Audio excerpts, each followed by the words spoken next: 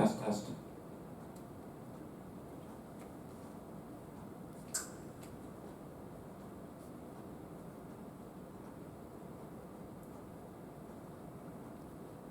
Testing.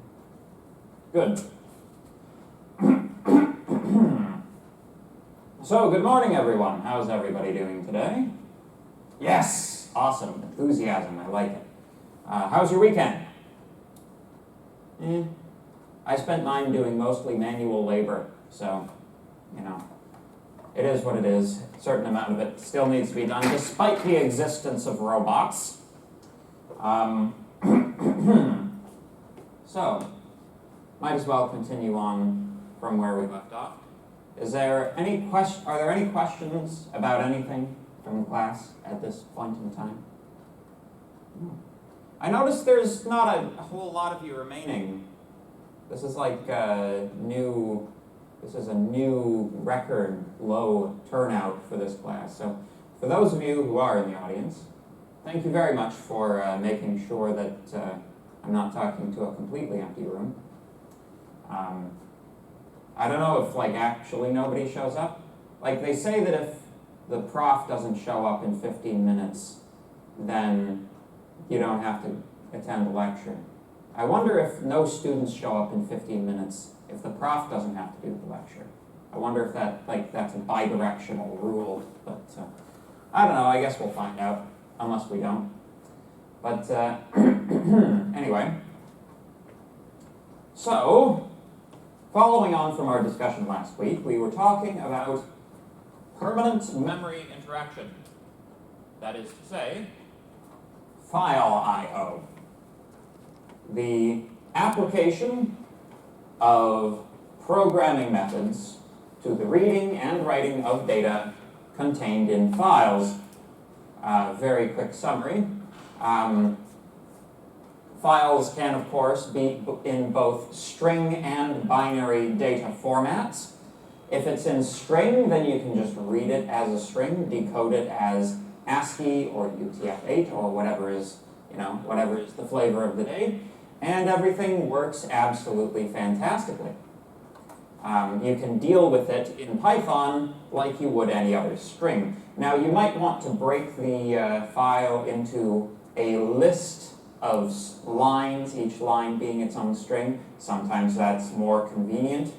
But, basically, once you've read a file into Python, you have the full tools, you have the full toolbox of Python at your disposal to process that string any way that you wish. We did an example last time in class where we took a Python example file that we had done previously in the class and removed all new lines from it, all blank lines from the file, which was, a fairly typical application of file I/O. Here's another application of file I/O that comes up for me reasonably frequently. So, at the end of the semester, as the instructor for the course, it's my responsibility to ensure that the grades as given to you in Avenue are transferred successfully, completely, and without error to Mosaic, which is a horrible system, by the way. Almost as horrible, no, it's way more horrible than Python. Python, as much as I complain about it, is nothing compared to Mosaic. So, essentially,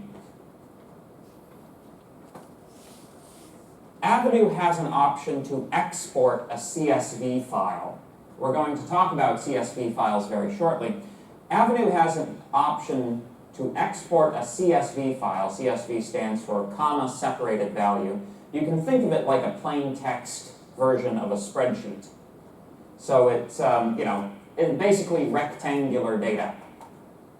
But, the data as output by Avenue includes a lot of tags that Avenue wants and expects. These pieces of information are often extraneous as it relates to importing into Mosaic. Mosaic expects a couple of things that Avenue doesn't produce. And, you know, it's a bit of a mess because you also, like, for whatever reason, that you also have to worry about data types on Mosaic. Like, for example, did you know that in Mosaic, fractional grades are not possible? You are only, like, as the instructor, I am only permitted to enter into Mosaic whole numbers.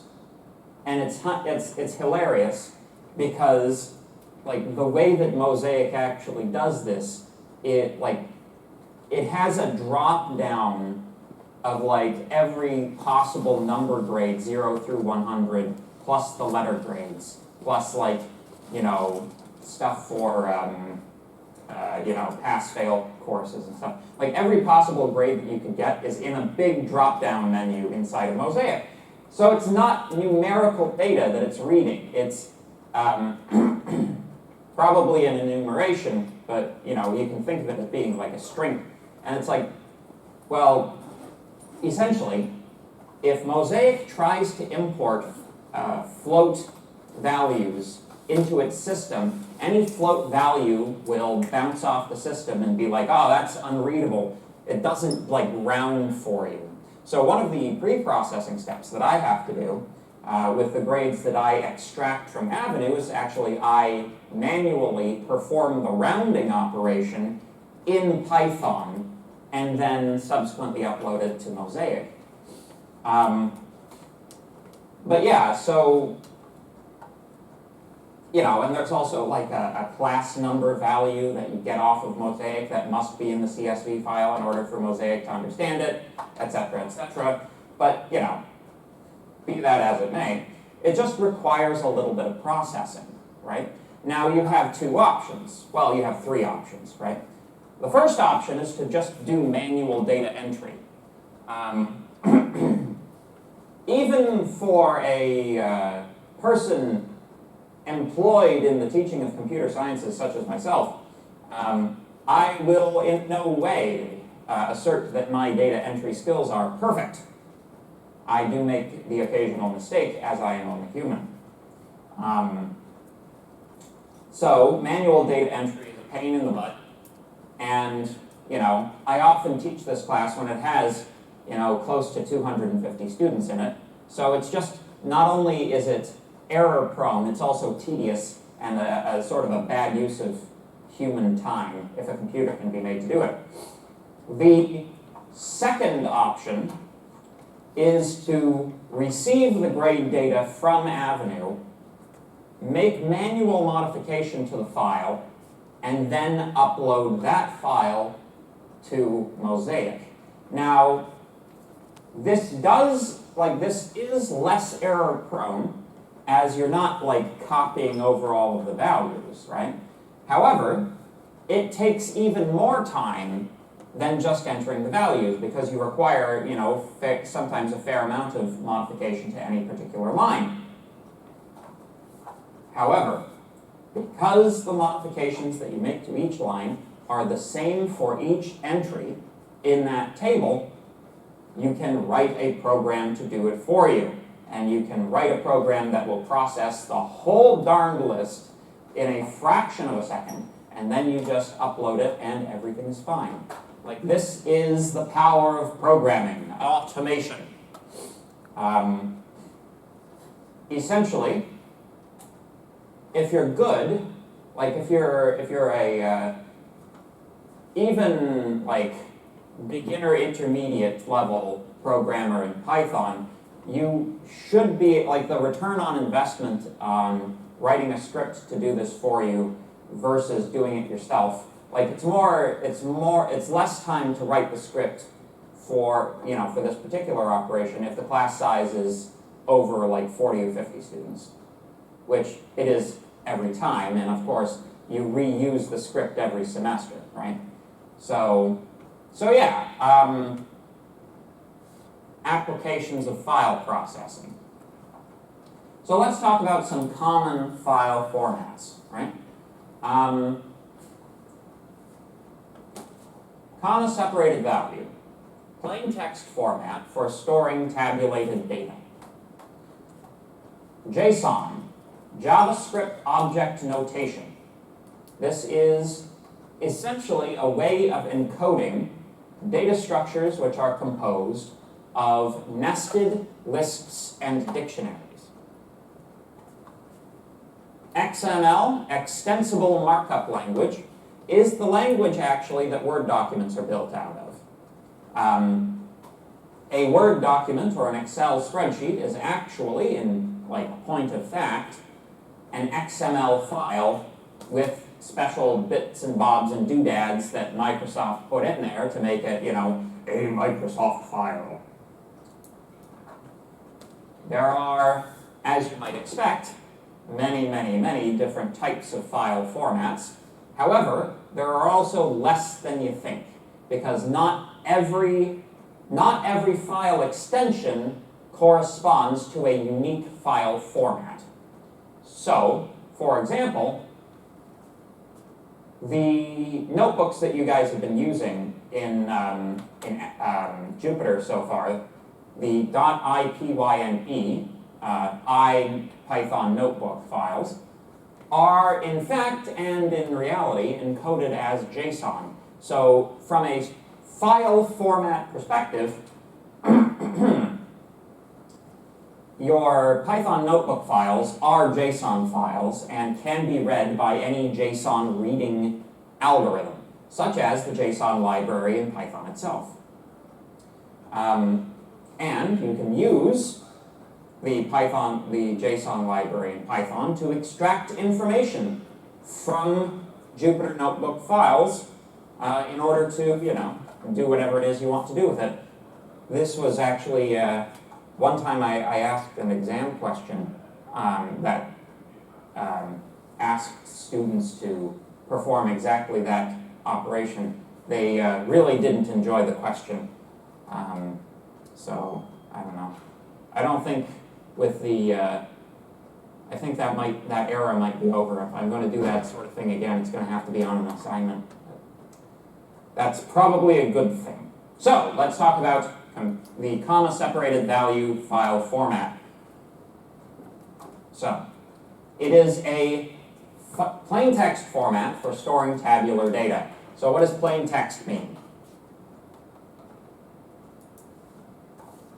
Yeah? Is it just text in a file, like a .text file, for example?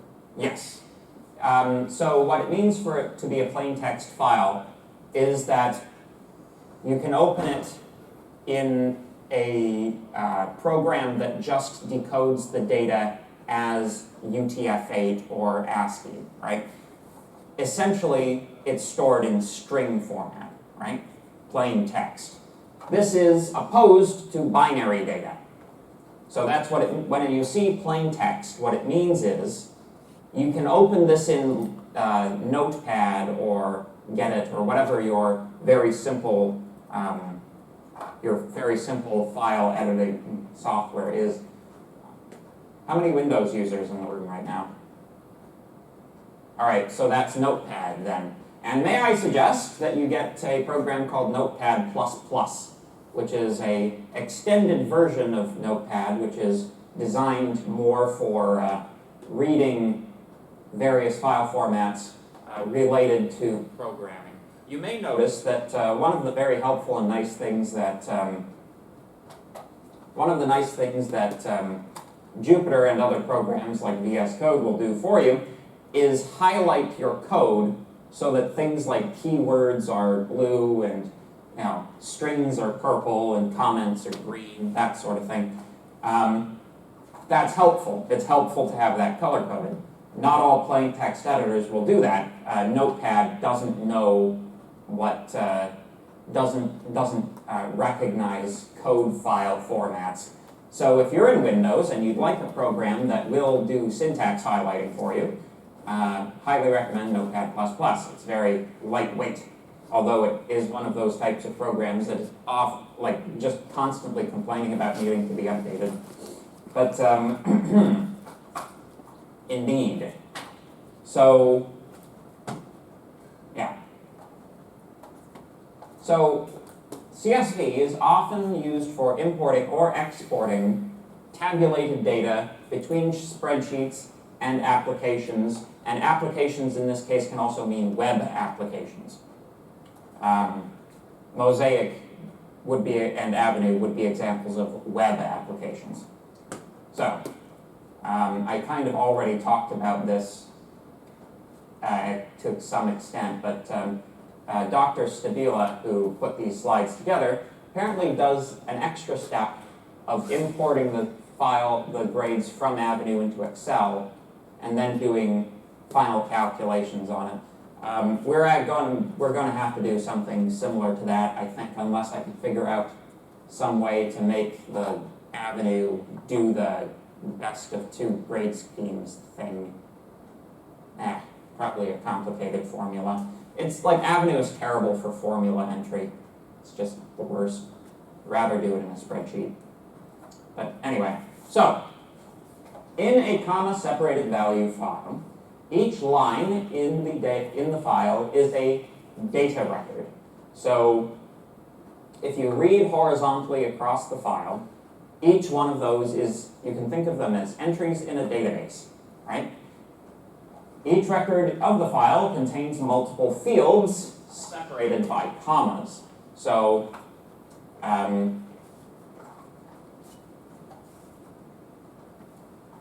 if we had this data set, right, which is just some students and what they got on some assignments, this is what the corresponding CSV file would look like. You have, optionally, a header row, which gives you all of the sort of column names, right? And then each corresponding column has a number of data entries. Wait, what am I saying?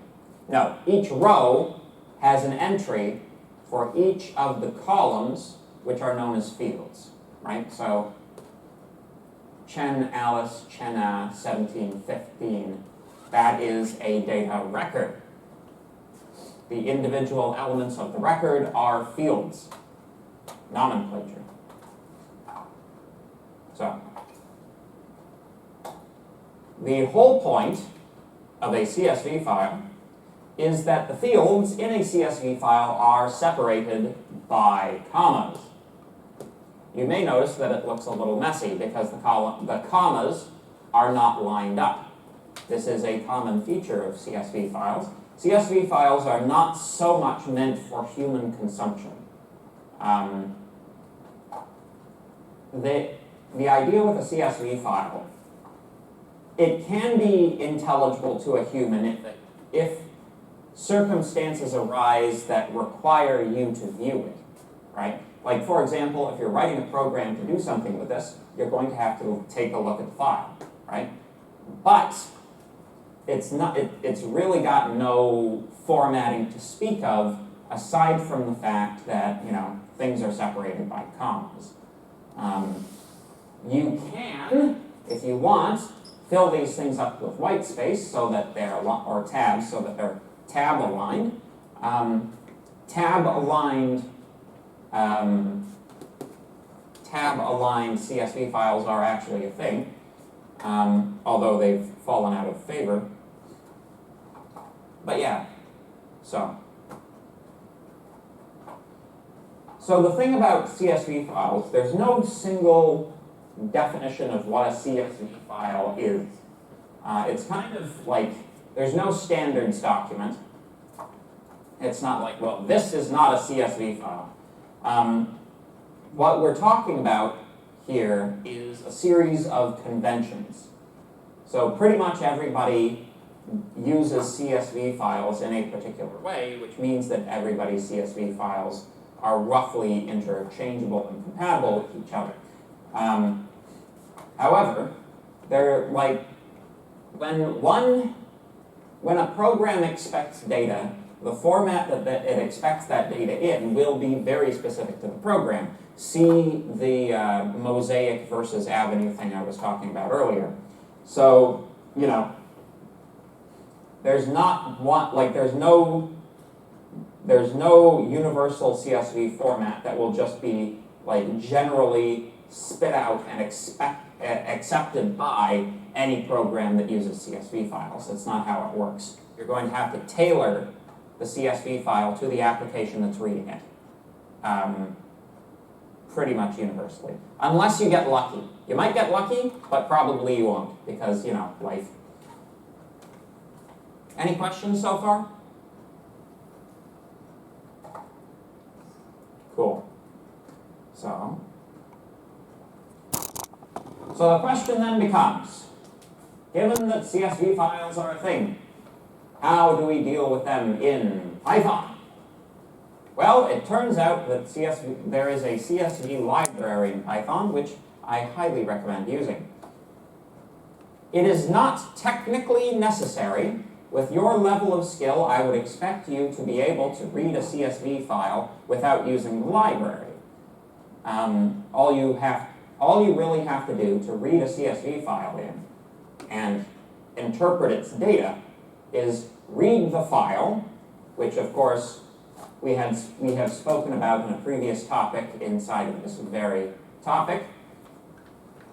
And then you take each row and you basically perform a split on comma operation on it, and that gives you your data, right?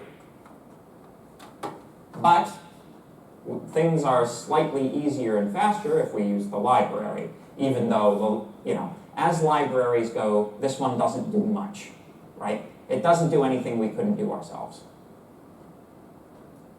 So, let's do an example.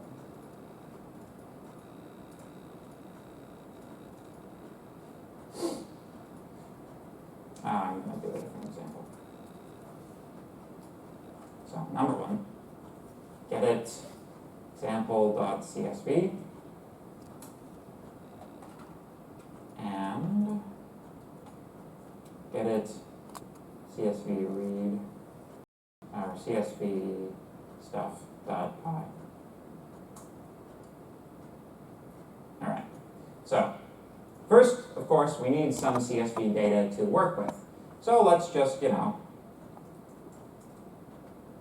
make some CSV data.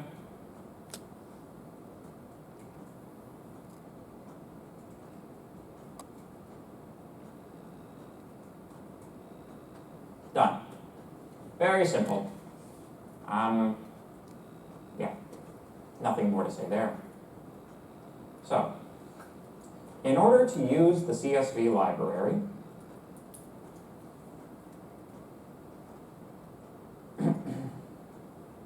the first step, of course, is to import it. Import CSV. Of course, this is the manner by which we import all libraries into our current Python file. Then, we open up the file using the regular method with open example.csv in read mode as file handle. So, we have opened the file. Now we need to extract the data from it. Data is equal to csv.reader file handle. There we go. And for row in data, print row. Bing, bang, boom.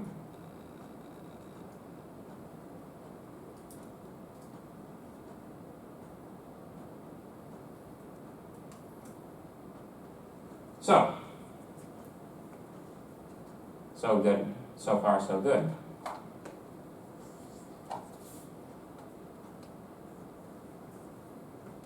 The invocation of csv.reader, which as we now know, is a method of the CSV class as given by the CSV library.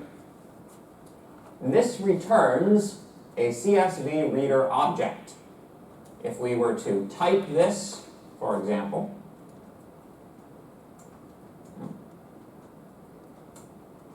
type data, print type data, you see we get class CSV.Reader, a CSV.Reader object. This class has a definition for iterable, so we are permitted to for loop over the read CSV data in the same way that we're accustomed to. The end effect of this is that we get a series of lists containing strings which are all of the fields of the entries in the CSV file. So, you know, if you were to do a side-by-side comparison of this guy and, you know, that file, you'll see that it's exactly and precisely the same, with one exception.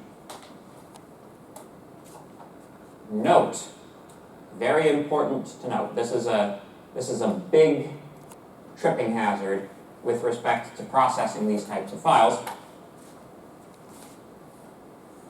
Is this integer data or is this string data right now? String. It's string data. The CSV Reader object itself will not interpret the data that it's reading in terms of data types. All it will do is read it in as a string, and if you want to do something with it as a string, you know, that's fine. But if you want to do something with it as an integer, you need to perform manual conversion. Otherwise, it will still think that it's a string. So, for example, let's say we wanted to take the sum of everything in the first column, right? So, rather than print them, we'll say sum is equal to 0 for that row at 0, sum plus equals, etc. There we go. Print sum. Let's see what we get. There you go. Unsupported operand types for plus equals, int and string. So because sum has been initialized as an integer, we're trying to add strings to it, which of course doesn't work. Incidentally, if we had initialized this as a string itself, it would work. It would just concatenate the whole thing, but that's Python for you. So, obviously, the thing to do here is to perform manual integer conversion. Thus, we get the answer which we want, in this case 28. Does that make sense? Any questions?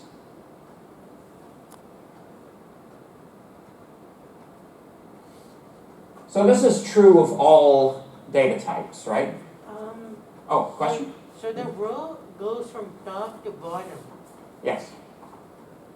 The first row that's being read in is the first line in the CSV file. So is it going like this or like this? Good question. So,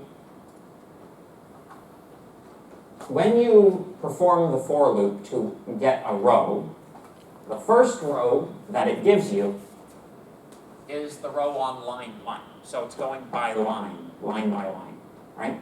So the first one is 1AQ. 1AQ. The next that it reads, 2SW. 2SW, right?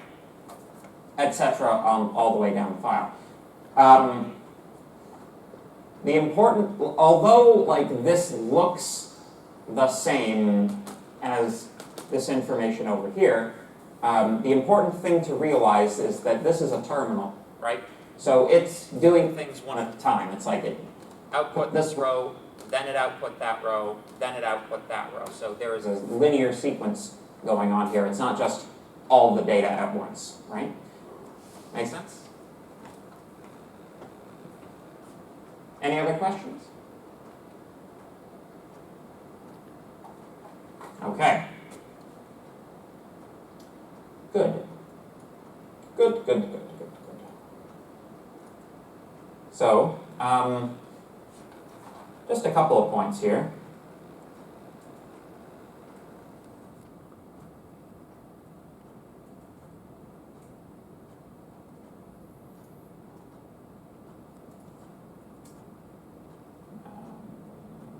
Let me just change it so that it prints again.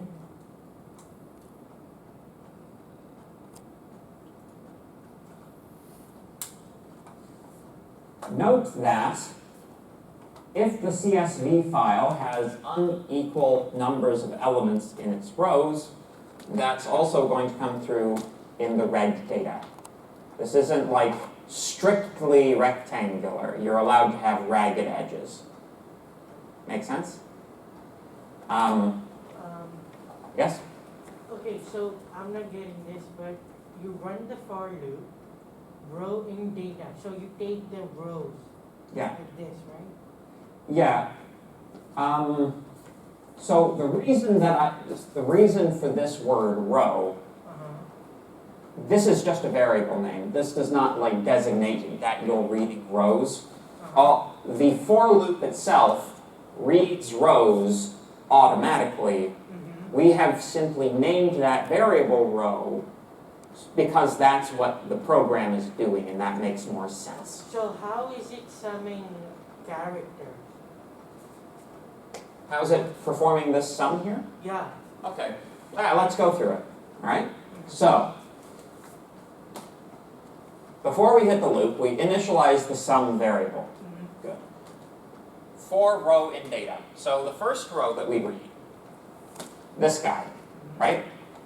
Sum plus equals the integer conversion of the first element of the row. Okay. Right? Okay. Make sense? I got it now. Yeah. So this guy right here designates element 0. Remember, things are 0 indexed. So we're reading this guy, interpreting it as an integer, adding it to the sum. Takes all the left values. Yes. Got it. Precisely. If we wanted to like make a string formed from all of these guys, we would use 1 and we wouldn't perform integer conversion and we would initialize it with an empty string. Make sense? Got it. Excellent. Thank you so much for asking questions. Are there any other questions in the room? Okay, I have a question, but it's not related to this. I can ask it later. Nah, go for it.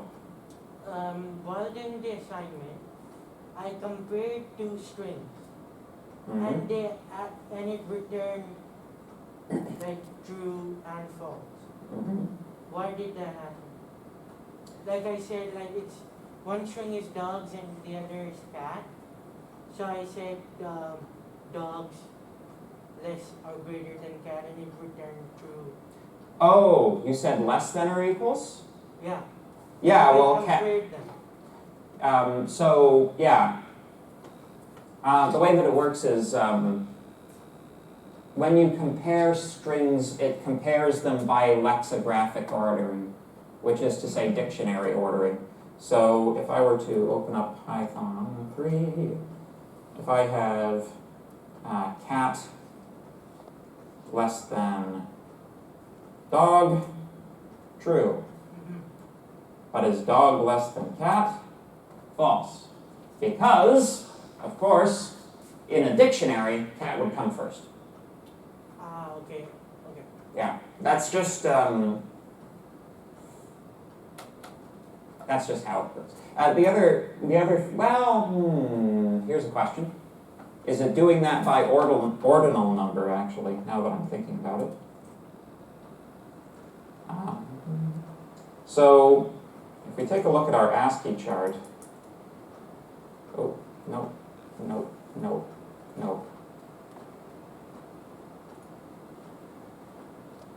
I was looking up concrete on the internet. Turns out that they don't sell type M mortar in Canada. which is unfortunate because it's the strongest structural mortar for foundation repair, which is what I'm having to use it for.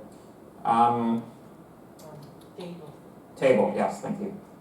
ASCII table. So, let's see if they're doing like proper dictionary ordering or if it's just lexicographic ordering, right? Images. Here we go. Boom. So, according to the ASCII chart, plus should be less than capital W. So let's see if that works.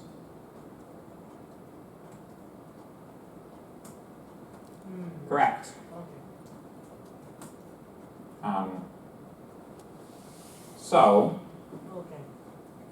So this is the algorithm, right? Because it's dictionary ordering, it starts at the beginning, right? Compares the first two elements. If they're the same, it moves on to the next and compares those, right? So, for example, if I had A plus AW, right? That's still less than, right? Make sense?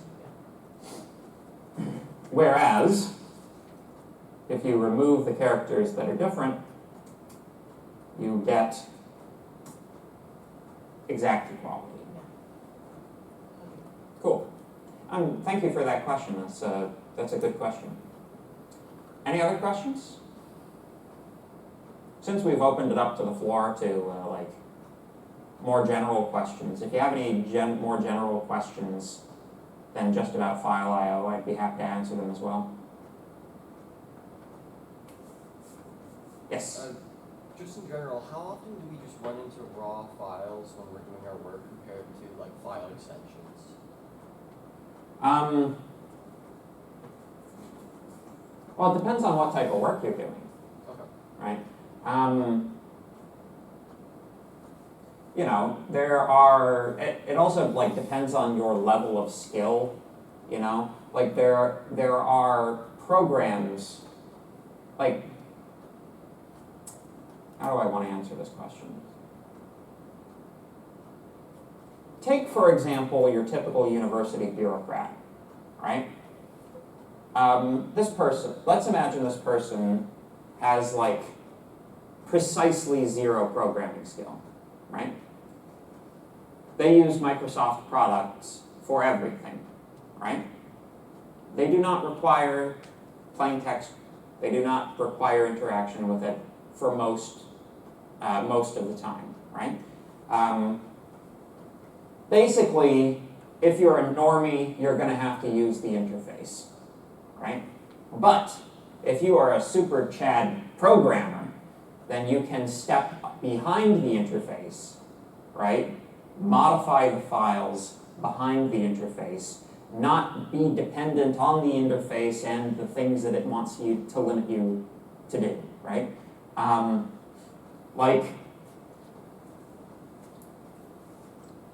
Like for example, I think rare probably is the professor.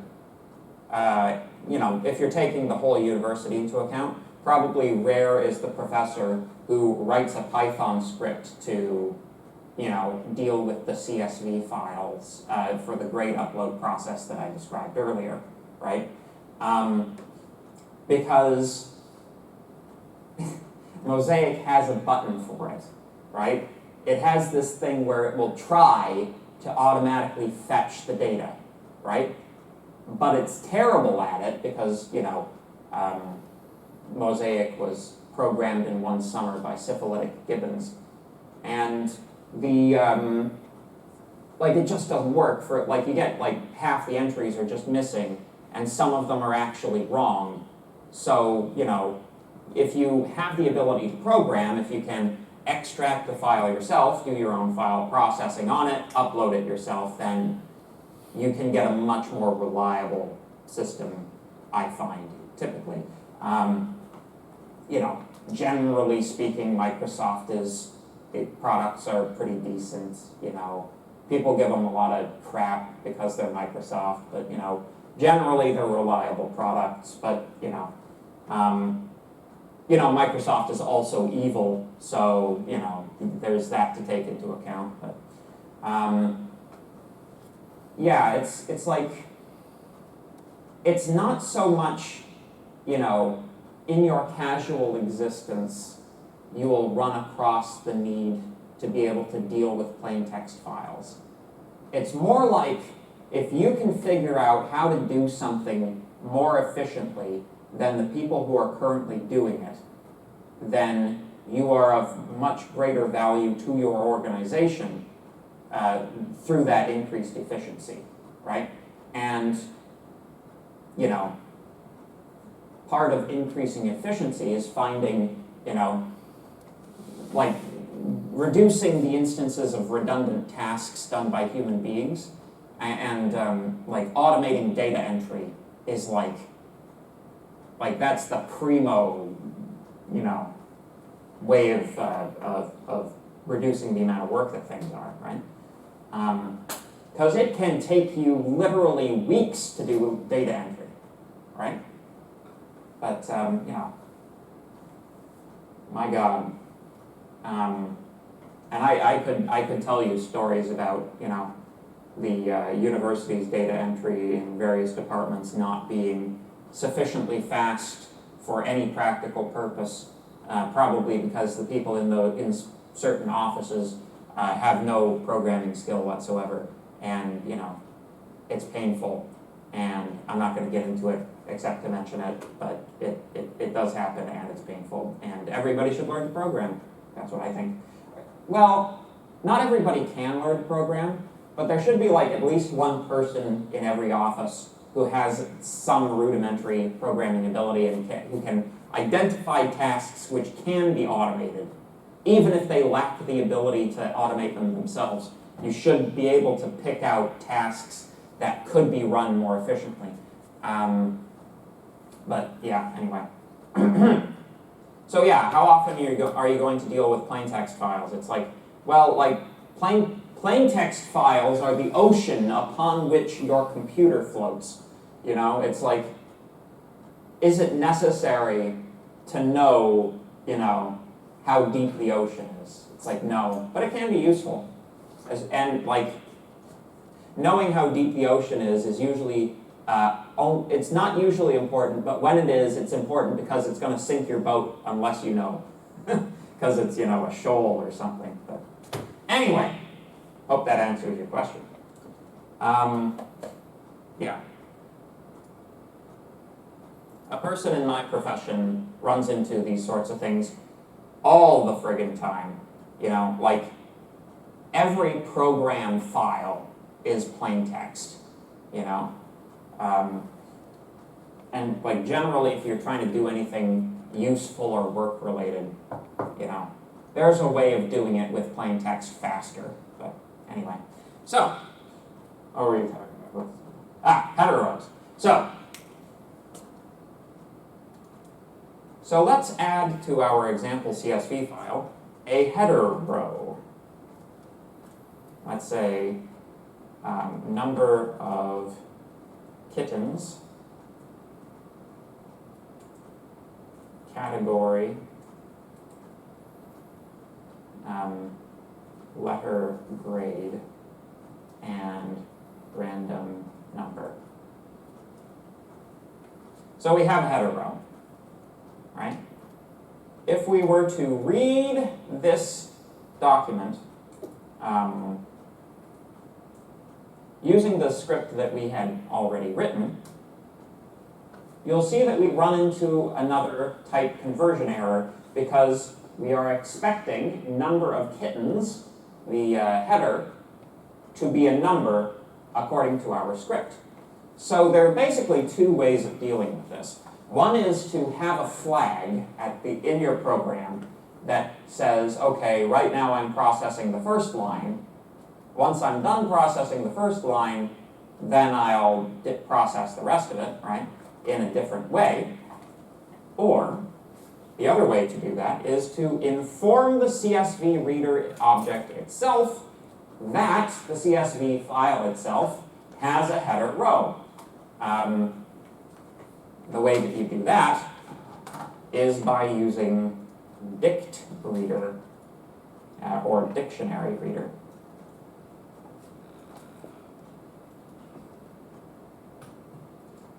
So rather than just using the regular reader, use Dict Reader, and bing, bang, boom. Key value, yes. So we get a different type of error. Now the error I'm getting is 0 is not a key in a dictionary.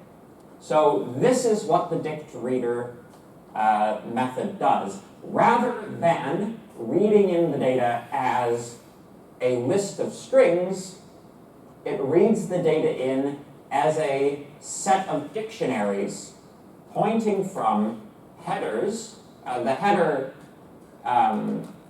values into the corresponding values in the rows. So if we were to look at it, if we just kind of disable this for a moment, there we go. As part of the problem with knowing so many programming languages is you can never remember what the comment character is in the language you're in. Yes, let's see what this does. So now we get number of kittens, category, letter grade, and random number. You'll notice that if the value is absent, Python inserts a none value, right? So the dictionary in all cases is complete, it just contains some nulls, right? So this is perhaps somewhat more useful. Give me 1 second, right?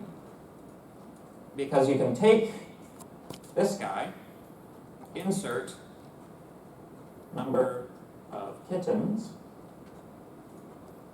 and now you'll see that the sum works as it had before. Question? Like we did earlier, let's say we wanted number of kittens, category, and letter grade in one, and then the block. Oh, that's quite simply done. Because it's a dictionary, row dot values.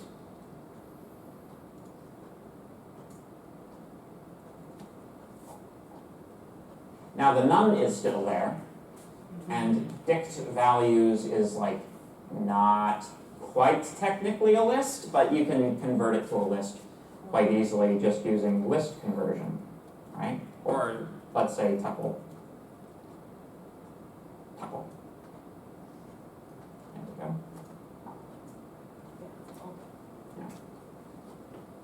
And in order to get the all of the header values, all you have to do is use keys on like the first or any entry, and then that allows you to get the keys back out. So using that, you can reconstruct the data that you had from before, but it's still useful because notice that when we loop through the data that we're looping through starts with the first like valid entry in the CSV file, excluding the header file, the header line. Make sense? Right. Any other questions? Good. So,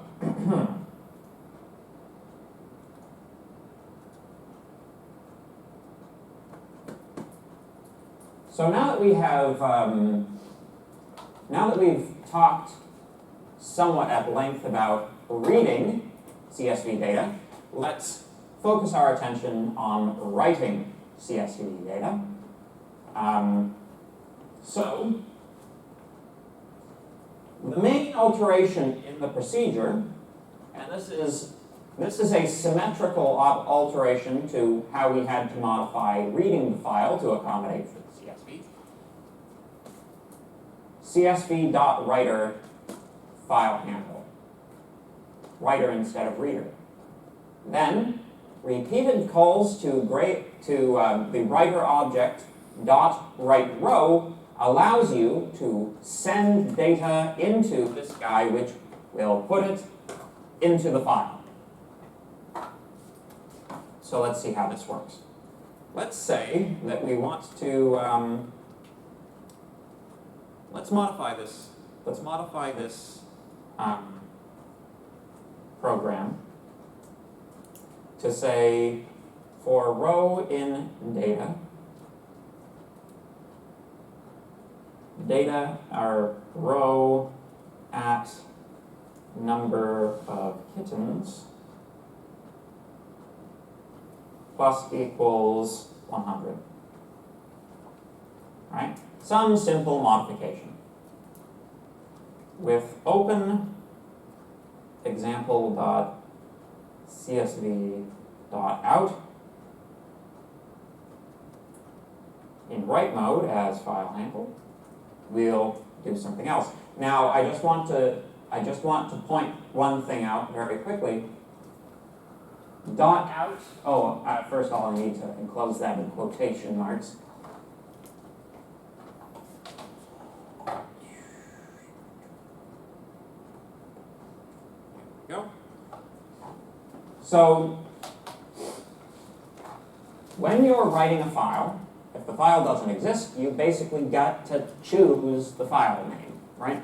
Now, when you're asked to do file I/O on an assignment or a test, for example, you will be required to use specific file names, because if you use a file name other than the file name the autograder is expecting, then the autograder will not be able to find your file, so it's of critical importance that you get the file name correct, in the same way that it's of critical importance to get the function name correct. But this business where I'm giving it a .out second file extension, again, file extensions are basically meaningless from the perspective of a plain text editor. If it were like a .docx or something, putting a .out extension on the end of it probably would mean that Windows would, or Word would complain that it's of the wrong file extension. But, you know, it is what it is. So that .out doesn't have to be there. I could call it anything I want, you know. I could call it Greg.Greg, and that works too. So, we shall say output is equal to csv.writer. Can I spell, please? Hold it together for another hour and a half. For row in data,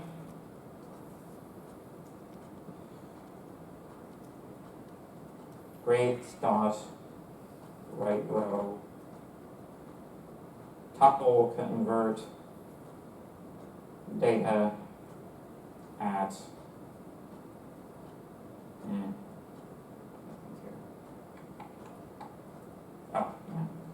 row at number, or just the whole thing actually. Let's see if that works.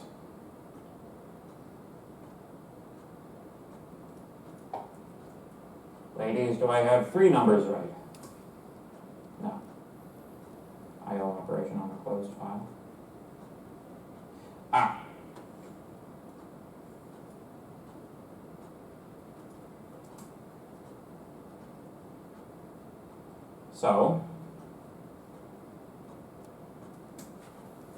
So the CSV Reader object only exists so long as the file handle is open.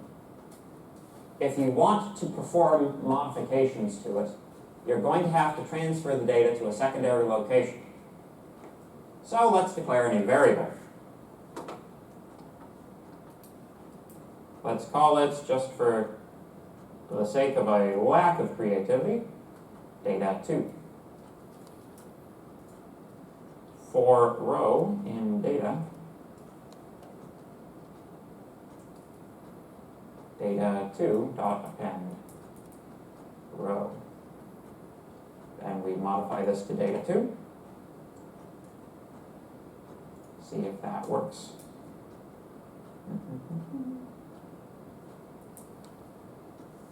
Now, so we're getting a type error again. Row at number of kittens is equal to the same. Oh. Converted to an integer.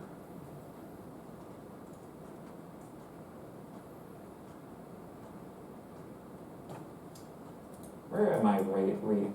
Oh, yeah, here. There we go. Boom. Grades. Of course it isn't. Because I'm... There we go. All right. Sorry about that, folks. Okay. There we go. So,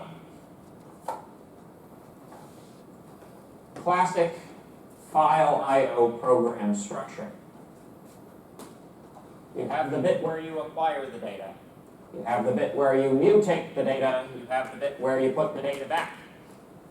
So, this is so far so good. The only difference here is we're declaring a separate data structure to store the values read from the reader. Basically, we loop through all of this data and put that here, reasonably simply. The data contained in the Csv Reader object is destroyed when the file handle is destroyed. So we, this is only valid so long as the file is open. So once we're down here, it's no longer open, so we need to put it somewhere. So that's why we put it in data2. We then take data2, loop through that.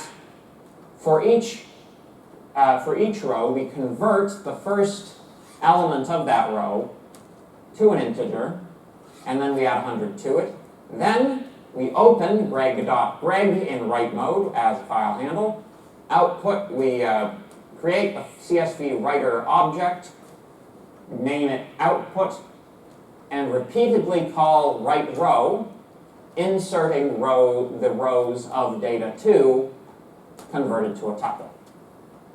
Make sense? Question? Why are you calling it in the with open anything? Like, why is it not example.csv? If it were example.csv, we would overwrite the data that we were reading from. Since I want to run this example maybe a couple of times, if I were to overwrite the data I were reading from, any mistakes I would make in this file I/O operation would be written into my source file.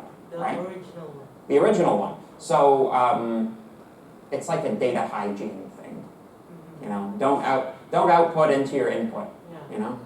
So you're just storing it in Another file. Yeah. Oh. Memory is cheap. Use it. These days, memory is cheap. Memory used to not be cheap at all, but you know. So we should see our next step is to examine the file which has been produced to see if it gives us what we expect. So let's get it greg.greg. Aha. So that's not what we want. What mistake have we made?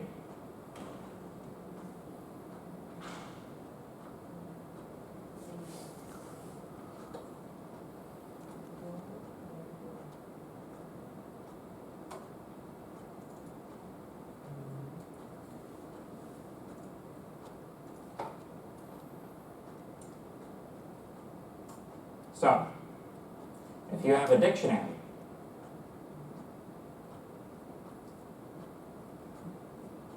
right?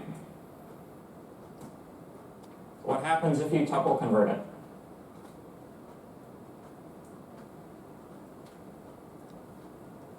You just get the keys. You get the keys rather than the values. So we need to specify. So the values are like specified for the writing part. Yes, yeah, exactly. So it's very simple to fix. All we have to do is say values. And then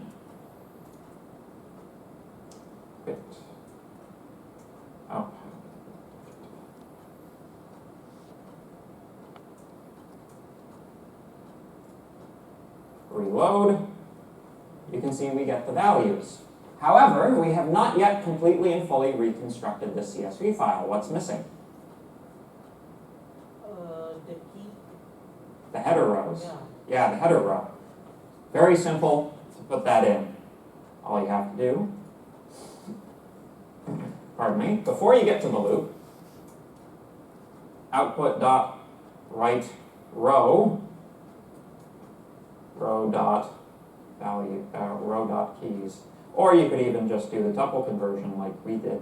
That would have the same effect.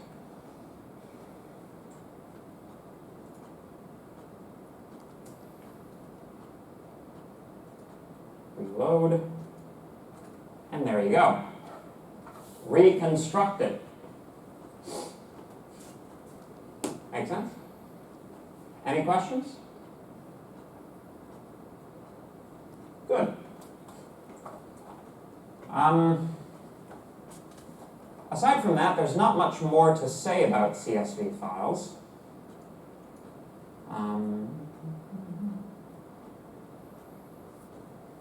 You can write the whole, so, okay.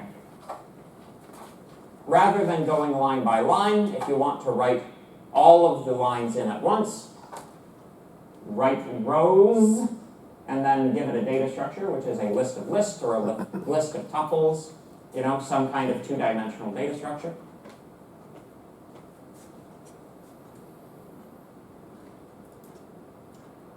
Here's a complication. The character that we are using to separate the fields in the CSV file is the comma character. What if the field that we want to add itself contains a comma? Well, in Python, the way that Python will interpret this, and the way that a lot of places, a lot of programs will interpret this, although again, CSV is not standardized, so this is not quite universal, you enclose that field in quotation marks. That designates it as being a string. So anything inside there, be it, you know, commas or any other separator, will be considered a part of the string rather than a part of the structure of the file. Make sense?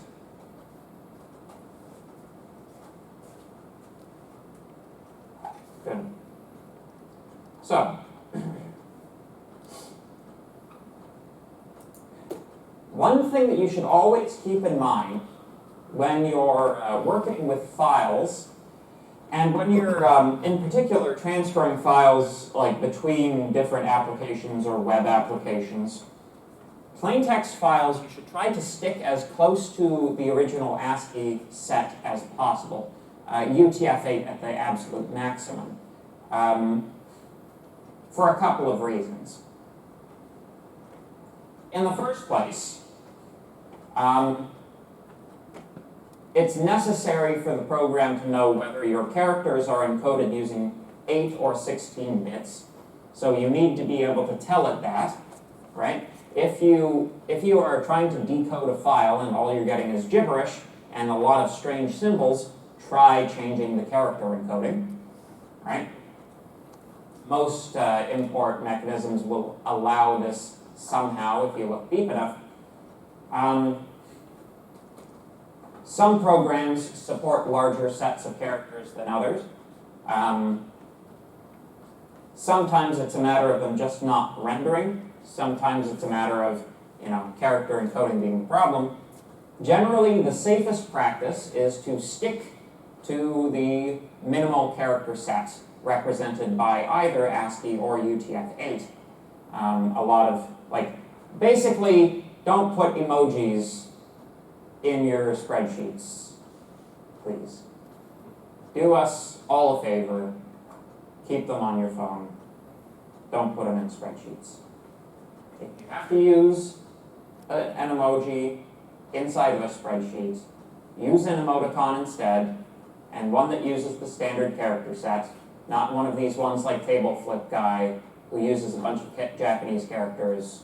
Like, just try to keep it simple, please. Thank you. So,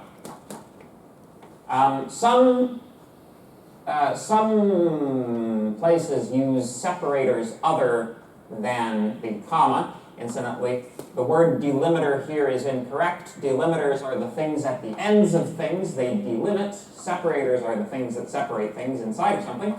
So separators that you may encounter instead of commas include tab characters, which, make the text aligned and very nice to look at. Vertical bar character, pipe character, which, that's one of those characters that might be on your keyboard and you're like, wow, I have literally never typed this character ever. I wonder what it's used for. Well, programming, that's what it's used for. Spaces, except, that's just frustrating. I don't know why anybody would use space as a delimiter in a CSV file. It just doesn't make any gosh darn sense, but, to each his own. Basically, literally any character could be a separator in a CSV file. Basically, all you're doing is choosing a character to split on, right? So, like, any character that's not commonly used would be fine for a CSV file, right? But, question? Yeah, I just have a question about languages working with CSV files. Is Python better than R, or is R better than Python? Well, I haven't really used R to import CSV data. I would say it's like, it really strongly depends on what you're doing with the data, right? If you're running like statistical analyses, absolutely learn how to use R and how to import a CSV file with it. If you're, like, for example, how good is R's graphing? Does it do graphing? Pretty good. Pretty good? Yeah? Pretty good, actually. Yeah. So Python is like a general purpose programming language, right? It's like, if you know how to use Python, but you don't know how to use R, you still have access to these R-like functions. Yeah.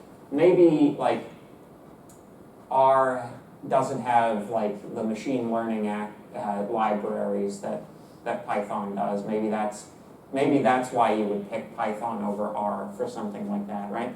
But yeah, no, every programming language, it's like, you think of them all as like the different tools on Swiss Army knife, right? Python is like one of those like really useful, like the knife one that's like just a knife and it's like good for a lot of different things. But it's like you could use it as a corkscrew, but you probably should use the corkscrew attachment, sort of thing. Yeah, that's kind of the idea. Now, learning how file I/O and reading CSV files in Python works is a very good thing to do because the procedure is very general, right? Like, this is roughly the same procedure as you would use in C++, the same procedure you would use in Java. Even the procedure in an esoteric language like Haskell is not too different from this. Haskell pretends to be this, very convoluted, high-minded language, but when it comes down to the nuts and bolts of file I/O, it looks quite startlingly like any other programming language when you get to it at that level. But yeah, so a lot of the reason to learn Python is because many of the skills that you pick up from Python are applicable to other better languages, like languages that are better suited for the task at hand, right? Yeah, like, if you want to know the God's honest truth, the file I/O functions of Haskell are actually invoking C functions. So when you guys, if you guys decide to learn C programming, like if any of you decide to take 1x C3 with me at any point, the file I/O in C is very, very, very similar. It's just, C exposes a lot more of the memory addresses because that's how C works, right? But yeah, so it's,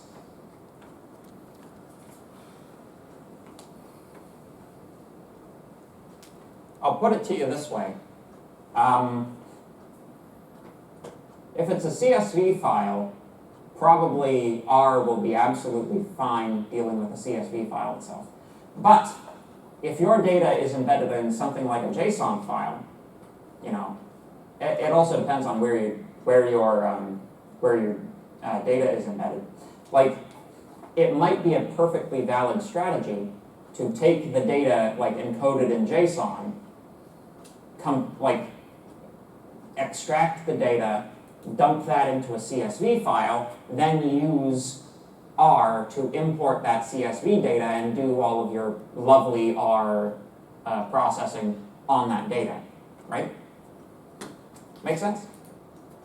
Good. Cool. If you want to access some CSV data to play around with it, you can get it from many financial websites, but, so it goes. Oh, and one other thing. If you've got like a proper spreadsheet application and it's got a lot of formulas in it, what's likely going to happen is that in the CSV file, the values of the results of those calculations will be exported rather than the formulas themselves. Like, CSV files do not contain formulas, they do not contain formatting. All they contain is a raw string data. So, if you're heavily formula dependent, CSV is definitely not going to preserve them. So, just keep that in mind. Good. Any questions about that before we move on?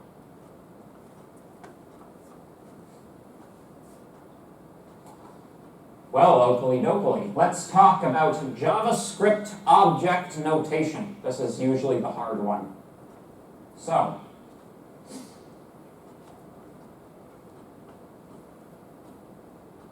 okay, let's start here. You guys know what JavaScript is and what it's for, like what its domain of application is?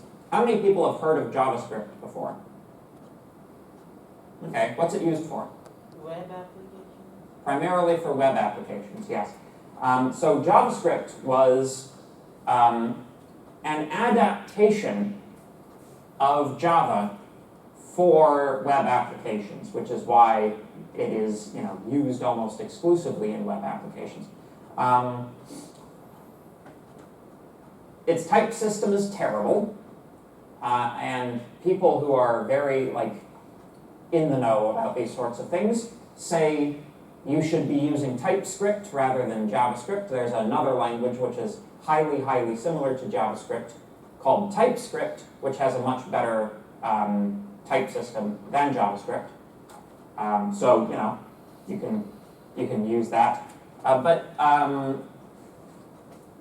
So this is essentially the problem that was solved, right? So Java, the big selling feature of Java was the Java virtual machine, right? So what the virtual machine did was it sat as a layer between the hardware and the software, right? You would write a Java program. The Java virtual machine would run it by interpreting that software and then communicating with the operating system and the hardware, right? This is in contrast to C-based languages, where the C program is interpreted as something that runs on the hardware directly. There's no program in the way with C program, which is why C is so much faster, right? But the advantage of the Java virtual machine is that you could write a virtual machine for many, many, many, many different types of hardware, right? And this is back before a lot of this stuff was standardized, right? And any Java program could be run on any Java virtual machine, right? So one of the big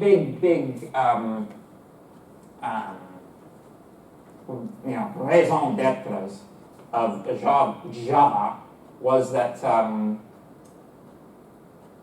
it was cross-platform compatibility, right? Doesn't matter what your platform is, if it has the Java virtual machine running on it, then you can run the same Java program. And this included, in some cases, some exotic environments like microcontrollers. And, so it is. So that's Java, right? JavaScript is an adaptation of Java, which basically the goal was to provide that kind of cross-platform compatibility, but in rather than focusing on accessing devices by installing running Java programs directly, it was like distribution of Java code through the internet and running on diverse hardware. Because one of the things that happened with the internet is very, very many computers with very diverse hardware all had to be hooked up together, right? So you needed some kind of generalized interface. JavaScript was that interface. Incidentally, there's a little joke that programmers make, which is, because you may think Java, oh, I know Java, so I'll know JavaScript. Java is to JavaScript as car is to carpet. They are not similar languages. They don't work the same, but one is loosely based on the other. So, JavaScript object notation. Both Java and JavaScript are object-oriented languages. Insofar as JavaScript was trying to integrate all kinds of people in all kinds of places, it came about that it's useful to have some kind of file format or general interface for transferring the data contained in objects between different running programs. Thus, JavaScript object notation was born. While it originated in JavaScript, it found mass appeal and wide popularity and is now a language-independent plain-text format for representing dictionaries and lists. It is commonly used for transmitting data contained in objects between applications. So, how is a JSON file structured? The basic idea is, at the top level, it's either a list or a dictionary. And then everything inside, either that list or dictionary, can be like any of the following things recursively. So, it can be lists of lists of lists or dictionaries of dictionaries of dictionaries, not off to infinity. It's just like the set of things that it can contain is equal to the thing itself, or it contains the thing itself. So in that sense, we call it recursive. But anyway, so in a JSON file, lists are enclosed in square braces. Dictionaries are enclosed in curly braces. This has actually informed Python syntax. One difference between dictionaries in Python and dictionaries in JSON. In Python, you can use anything as a dictionary key, so long as it's not, a mutable data structure. In JSON, has to be a string. Must be a string. Similarly to Python, you put a colon between the entry and the value.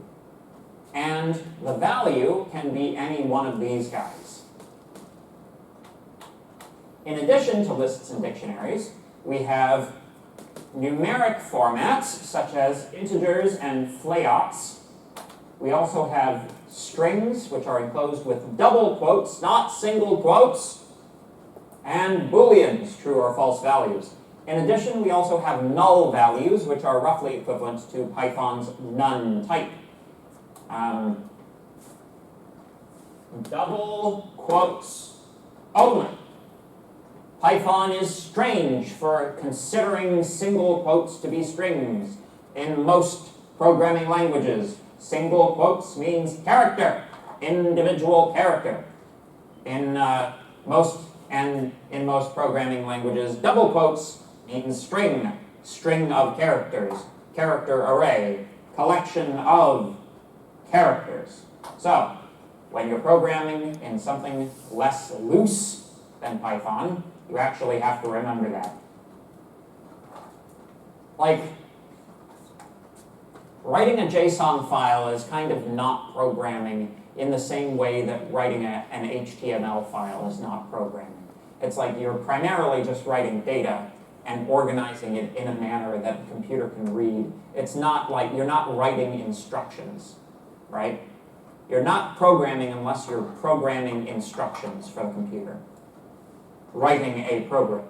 JSON files are not Turing complete because they don't represent instructions. Unless, of course, they did, like you could write instructions for another program as strings, store them in a JSON file, but, you know, a lot of things are possible that are not recommended, basically. So, let's take our previous fantasy character family tree example and encode it as a JSON file. So, at the top level, we have a list. That list contains 3 dictionaries. These dictionaries contain keys, yes, in this case 4 keys, name, year, spouse, and children. Name, year, spouse, and name, year, spouse. So notice the children field is absent from these 2, right? In the same way that you can have ragged edges in a CSV file, there's no actual, there's nothing about the JSON format that requires the data to have certain values or be in a particular order. All it is a collection of lists and dictionaries and items inside of them. That's all we're talking about here. So, one important feature of JSON files is that white space is not important. This should be unusual for you guys who have been programming in Python so far, as in Python, white space is very important. If you do not use the correct number of tab characters, your program will fail to run, usually in spectacular and hilarious fashion. In the case of a JSON file, white space is simply irrelevant. We could take everything here, remove every white space character, and this would still be a valid JSON file. It would be incredibly difficult to read, but for a human, the computer doesn't care, right?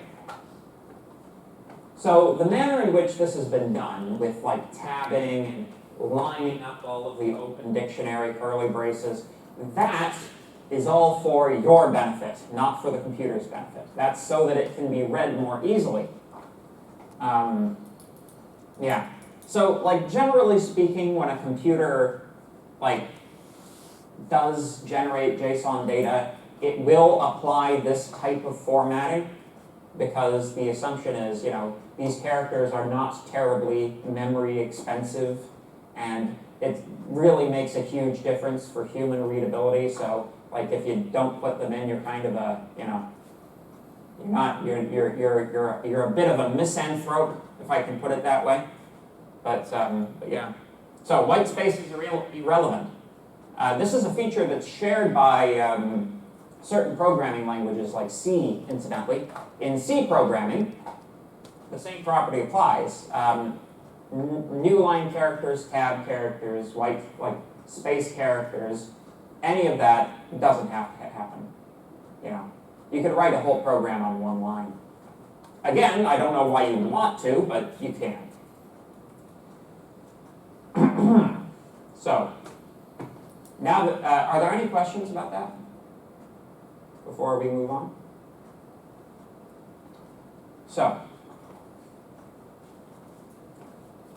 now that we have a conception of what is a JSON, let's try to work with one, shall we? So,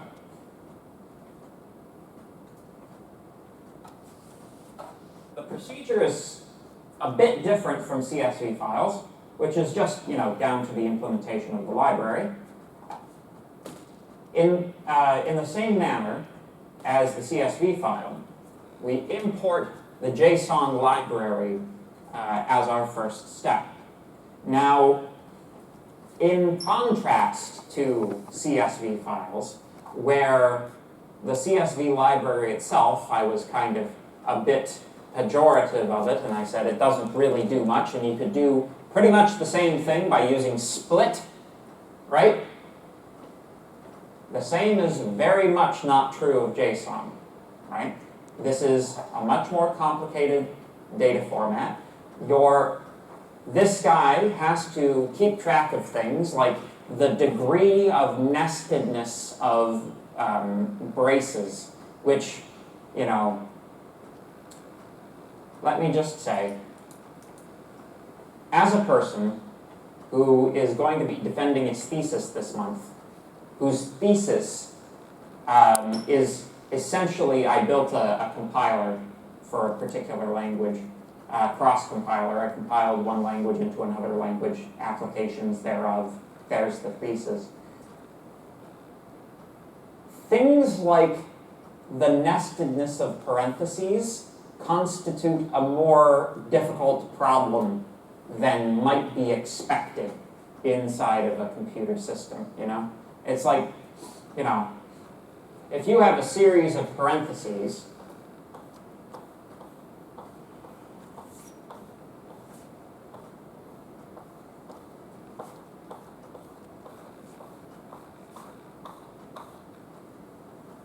you know, what is the degree of nestedness here? What about there, you know? It's a more difficult problem. You have to solve that problem in order to write a JSON reader, right? Anyway, so the procedure is slightly different. With the CSV file, we created a CSV reader object using the file handle, and that was like an add-on to the file handle that allowed us to read in CSV format. In this case, we open as usual. We read the contents of the file into a string. We then we call the load string function on this string. That produces our data structure. It produces a data structure in Python that is the same as the structure of the data in the JSON file. So if it's a list at the top level with a bunch of dictionaries, that's what X is going to be, right? So let us take a look here.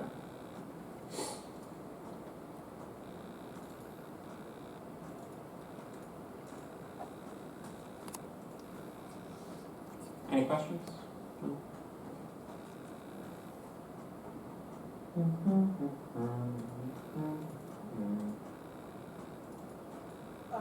If X would be what the data is in JSON as in Python, so would like null and those things change to none?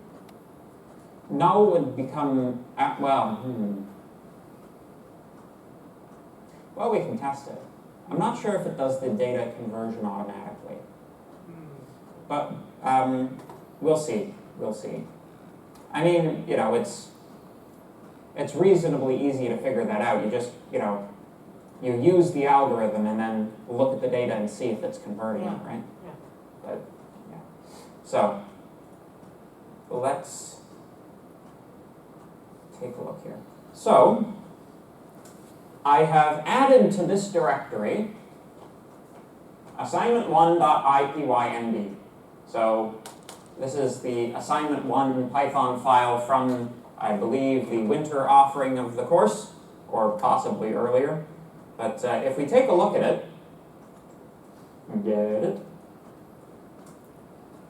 you'll see the format of the data is the same as we've been talking about in this. In this case, the top level entity is a dictionary, which has a bunch of entries. The first entry in the dictionary is cells, right? So if you look at a Python notebook file, right, it's organized into cells. Some of those cells contain text. Some of those cells contain programming, right? Well,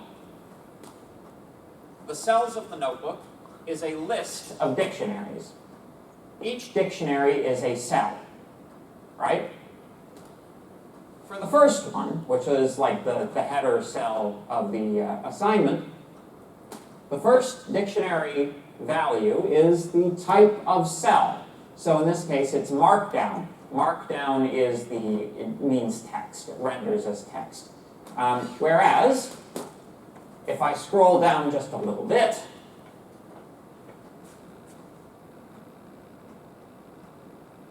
you will see that in addition to Markdown cells, we also have code cells, right? So this field of the dictionary indicates whether or not the cell is code or Markdown. And the Jupyter rendering environment will render it as such, right? I see we do have a null value there, so we'll be able to see once we convert it. But so if it's a cell, if it's a code cell, it keeps track of the execution count. That's that little number to the one side, right? Source is the lines of the cell itself, right? So in this case, it's like just a function prototype. It's interesting because the source, it's written as a list of lines, including new line characters. And of course, you know how like you run like a test cell and it gives you the output underneath? It actually stores the output inside of it in the same manner as source inside of the file itself, which is why if you run output and then you close it, you know, you save it and close it and then you open it up again, you'll see the same output from last time because it's being stored in the file itself, right? And then metadata is just like, you know, any miscellaneous things that don't fall into other categories. Let's take a look at the metadata for the Python, for the notebook itself. So,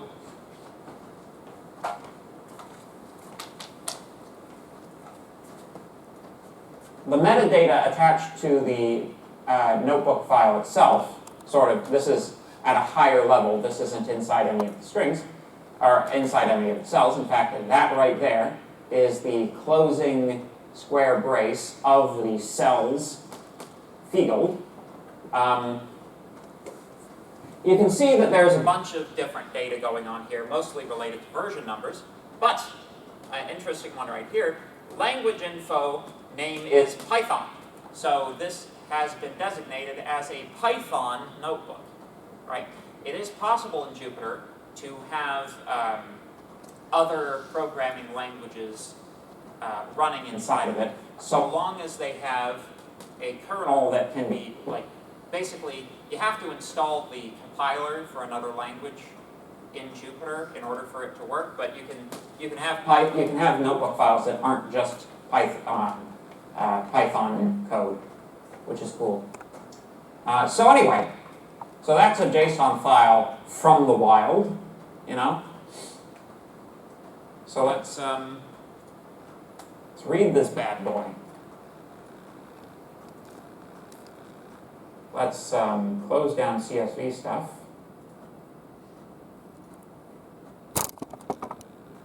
Get it? JSON stuff. Oh. So, import JSON with open. Oh my goodness. With open. A1.ipynb in read mode as file handle. String is filehandle.read. X is equal to json.load s. And then let's just print X, shall we?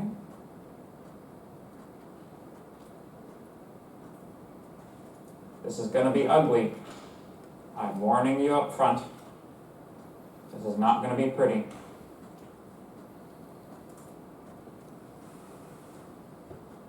It's removed all the white space, right?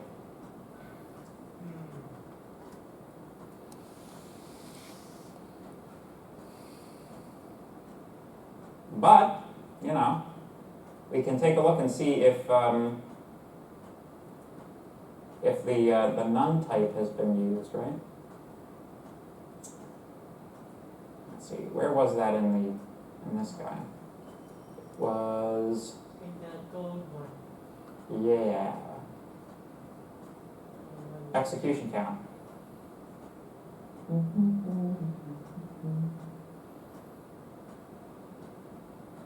Cell type code, execution count, none. There you go. So it does convert nulls to nones. Good. And we might even check the metadata at the end to see if it's converting the metadata here. And you can see NB format, the number 4, right? Notice this is not enclosed in quotes. Therefore, the JSON library is performing integer conversion, right? If it were a string, it would be enclosed in quotes. Good. Any questions? Good. So, yes.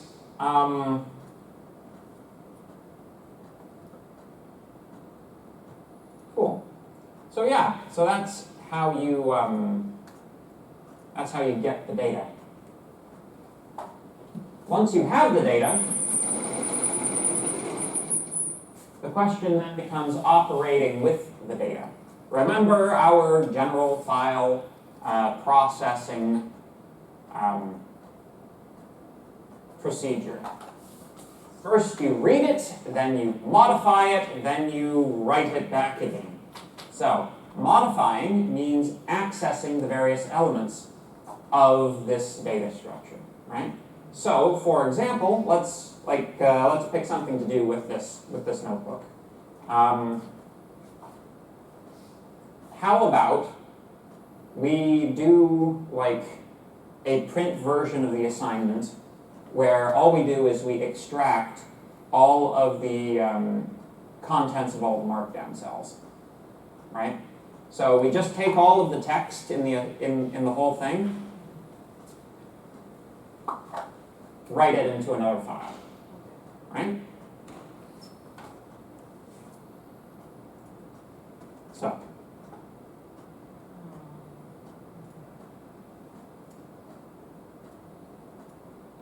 So when working with JSON files, my very, very, very big recommendation is to always have the file that you're trying to process open next to the programming pane that you're working on, because you're going to have to make reference to lots of things inside the JSON structure, like what the names of the keys are, right? So it's rather than having to flip back and forth, it's useful to just have them side by side. So good. So let's make since this is like encoded as a list of strings, let's make that the same here. So we'll say contents is equal to an empty string for, well, no. So empty list, right? for cell in, empty list. That content is an empty list. Yeah, okay. Content. For cell in x at cells, redo something, right? Right? Like, if we were to for loop over x itself, the first one would be cells, the next one would be metadata, you'd only run through it 3 times. What we want to do is we want to loop over every cell in the notebook, right? So we address the cells. So for cell in x.cells, if cell at cell type is equal to markdown, then take the written part. Yes, take the written part. Then content plus equals cell source. Print content. Let's see how we did.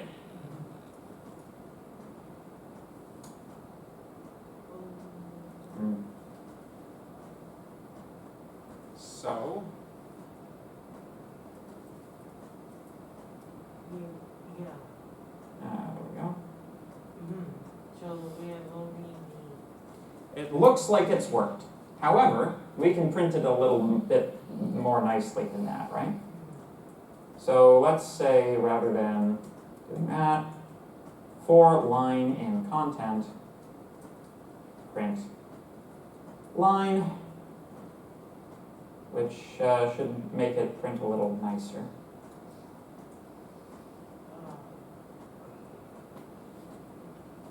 Right? Now that looks quite similar to the text of the assignment itself. Incidentally, you may notice a couple of things. Formulas are actually encoded in code inside the notebook files. This is known as LaTeX formatting. Yeah, it's LaTeX, not latex. I was told this by a German man. So yes. So yeah, that's there you go, right? It's reasonably easy to navigate the structure of the JSON so long as you know A, what keys to look through, and B, what indexes you want if it's a list, right? Normally, if it's a list, you want to loop through all of the elements of the list rather than picking any one of them. But, you might want to pick like the first one or what have you, right? Okay, so far so good. Let's say now we want to move on to writing JSONs back into like creating the file with a modification, right? So let's think of some nice little modification that we could do maybe to the content of the markdown cells, right? how about something like starting each line with a special character? Right? Something fairly simple. So,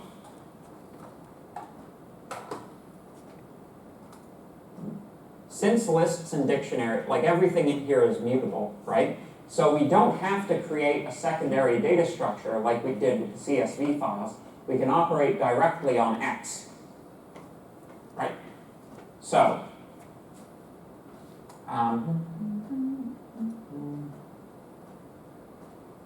so rather than dealing with content,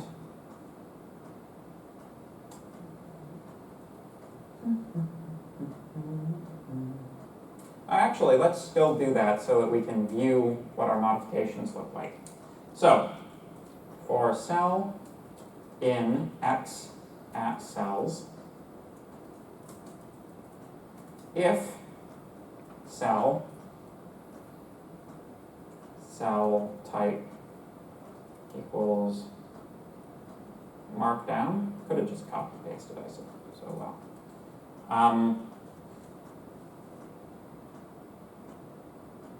For line in cell at source, line is equal to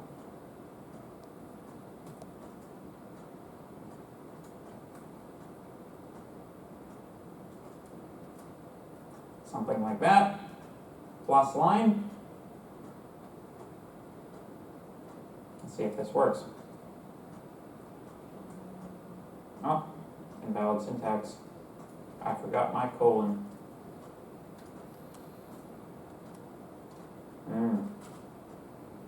You have to print the line. Oh, the lines are themselves are strings, so yeah,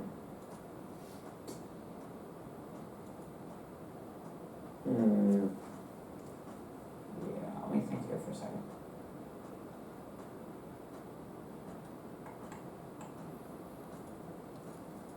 It's probably an issue with modifying the elements of the dictionary. So let's try it the old-fashioned way.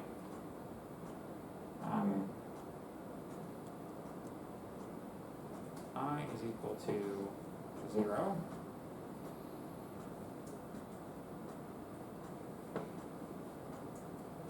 While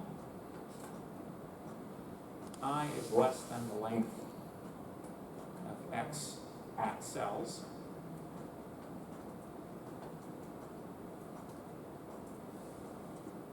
Replacing this line, I plus equals 1. If blah blah blah, j is equal to 0, while j is, I'm going to have to get rid of cells though, X at cells at I at cell type. So the disadvantage of doing it with while loops is that you have to provide the complete address within the data structure. But I think that this has a better possibility of working, so we'll see.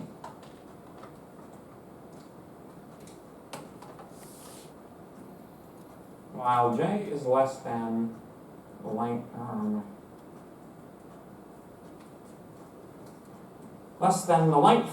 of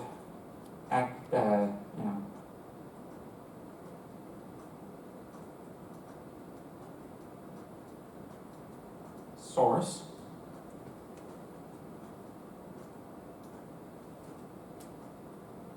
then X at cells at I at source at j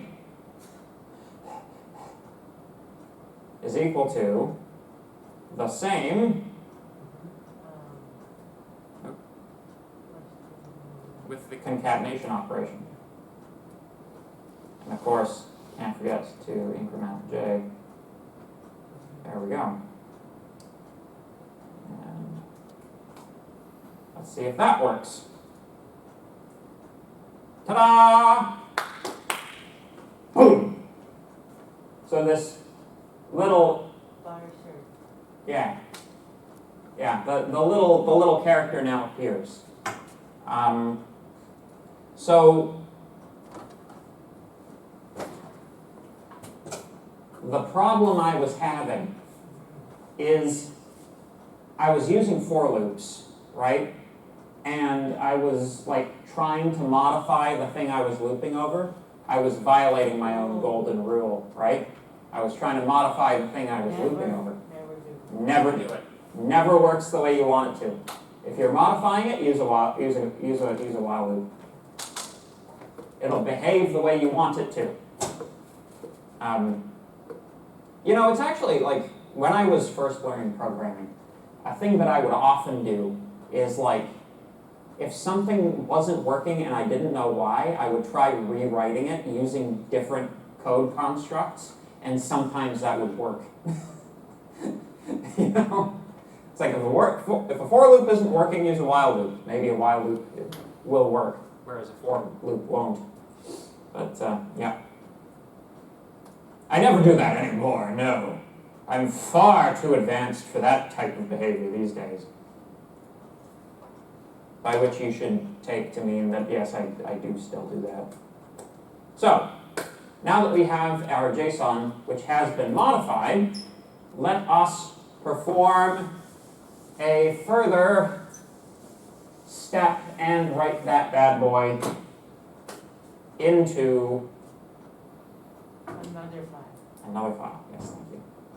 So, with open a1.ipynb in write mode this time as file handle.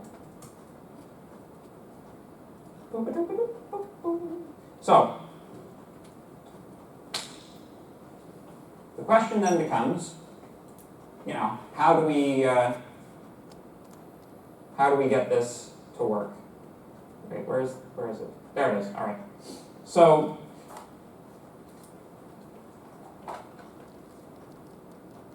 the method which converted the string to the data structure was load_s.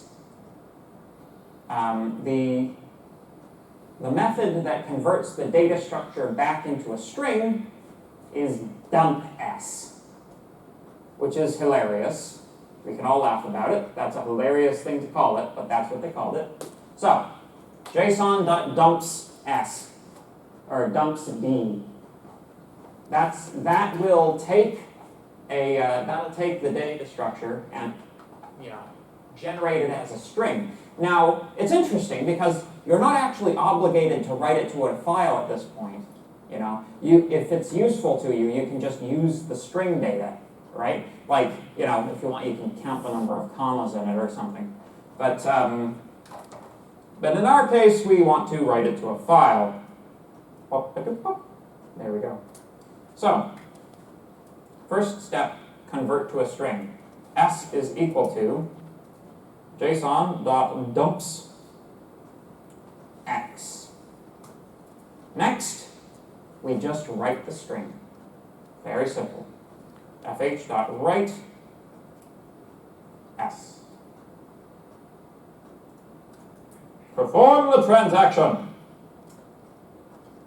And it's still printing everything. But you can see we have the a1.ipynb.out file has been created. So let's open this up in Jupyter Notebook. Bing, bang, boom. Hopefully this works. No, it's not going to interpret it. Maybe I can like, no, I'm going to have to modify the, okay. I was getting a little carried away.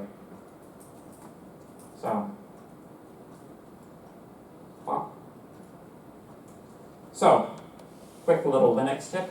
The command to change the name of a file is mv for move. So we move a1.ipynb.out to a1_out.ipynb. There we go. Jupyter Notebook. Bing, bang, boom. Now it actually reads it as a notebook file. You know, the programs can get a little snarky about what the file extension is, but, you know, it is what it is. So we have an interesting effect when we render this in Jupyter.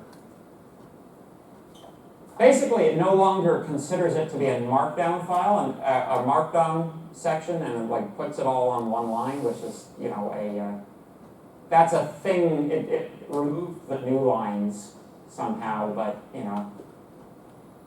At any rate, you can see that the modification has been put in that file. Yeah? Any questions? Okay. Any general questions? Any philosophical questions? No? Okay.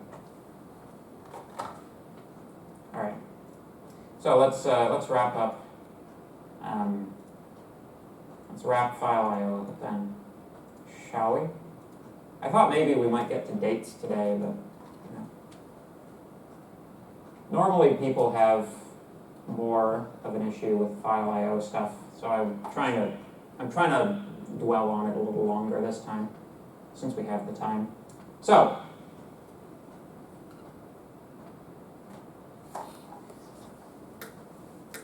you may ask yourself, okay, fine, but what is JSON actually used for?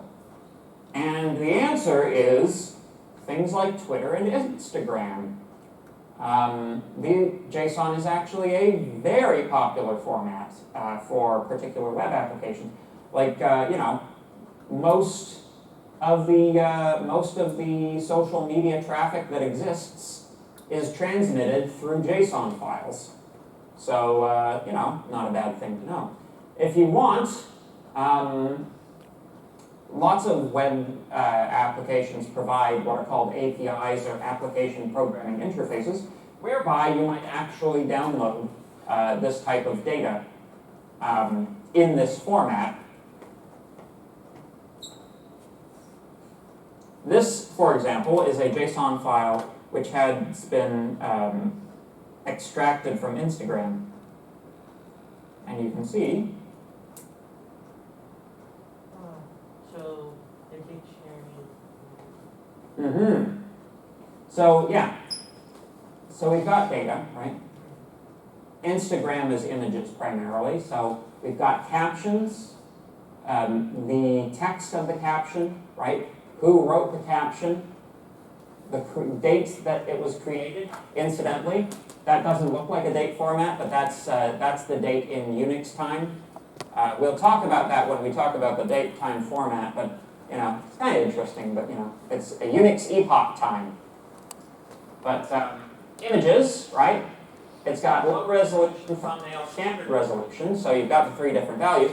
Links to URL addresses at which these images are stored. So the JSON file itself does not contain the images, right? It contains the location inside of the internet where those images are stored. Pardon me. Incidentally, that's also how images are displayed on web pages. Is you have like the way that you run a website. Well, the way that you organize a website basically is you have like an HTML file that makes reference to like image files which are stored on the server, right? So it's like, I want this image file displayed, please, and then it does during rendering, but not in the file itself. Same thing is going on here. You know,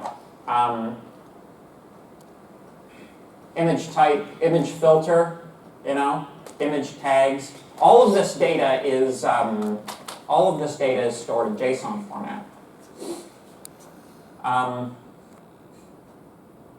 This is basically a databasing application. for many applications like these days, there's kind of like databasing classic and like new age databasing.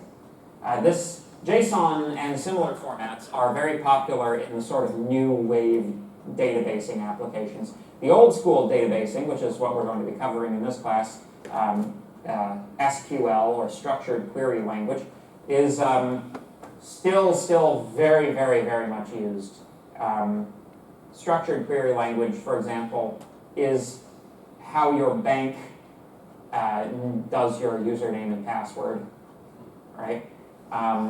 Yeah, like most like password databases are SQL databases, but you know, JSON is good because it's also it's a lot more flexible, as we're going to see. Good. Anyway, so that's that's another example of JSON in the wild. Good. So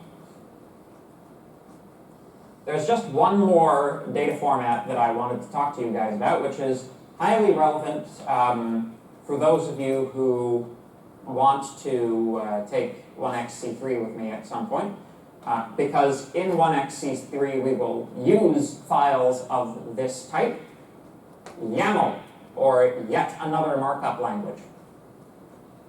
So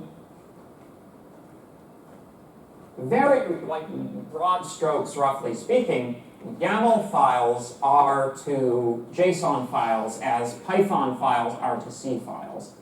A lot of the curly braces and a lot of the curly braces and commas are removed in favor of semantically loading the white space. So the tab level makes a lot of difference inside of YAML files. But in essence, the structure of a YAML file is precisely and exactly equivalent to that of a JSON. So it's still a set of dictionaries or lists which contain lists or dictionaries, etc., etc. So you may have noticed that the JSON files are a little trying to read, right? The idea with a YAML file is that it emphasizes human readability and minimal syntax. So what YAML files are used for these days most often and primarily is configuration files. When you run a program, often you'll want to set special parameters for the running of that program, right?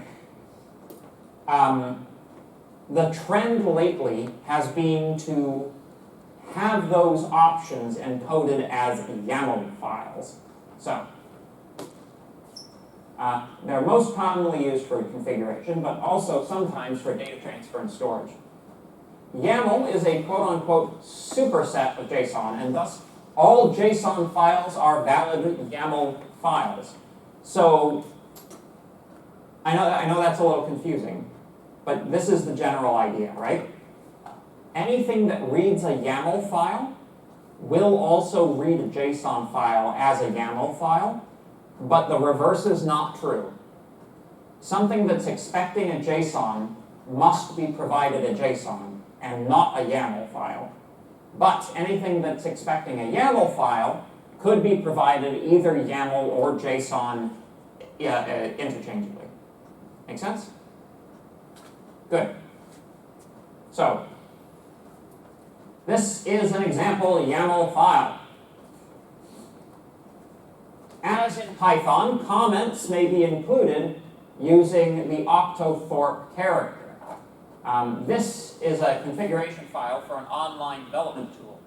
So,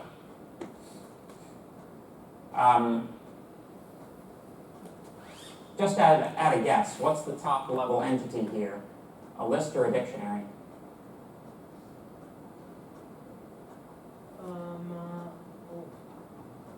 Dictionary. That's right. Dictionary, key, value, key, list, key, list, key, dictionary, right?